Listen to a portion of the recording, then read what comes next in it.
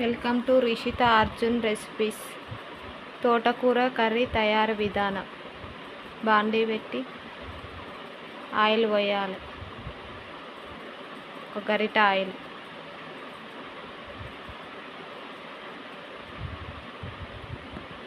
కొంచెం జీలకర్ర వేయాలి,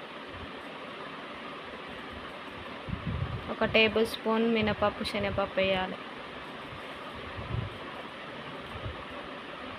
కొద్దిగా పసుపు,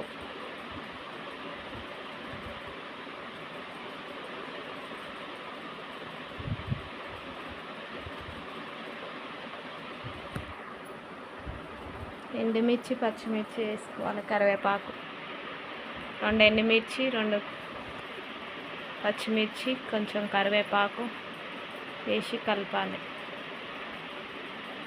కొంచెం ఫ్రై అయినాక ఆనియన్ వేసుకోవాలి. ఒక 3 ఆనియన్స్ మీడియం సైజువి కట్ చేసి వేసుకోవాలి చిన్న ముక్కలుగా. గోల్డెన్ కలర్ వచ్చిందాక ఫ్రై చేసుకోవాలి ఆనియన్.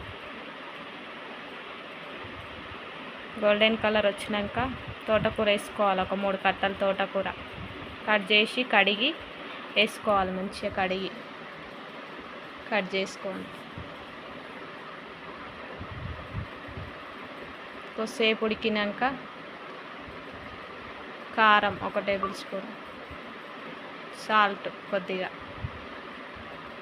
ధనియా పౌడర్ 1 టేబుల్ స్పూన్, కొంచెం కలపాలి. కొంచెం ఉడికినాక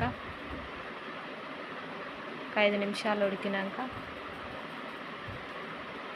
ఎసరు వేయాలి. కొత్తిమీర వేసుకొని కొద్దిసేపు 2 నిమిషాలు ఉడకబెట్టి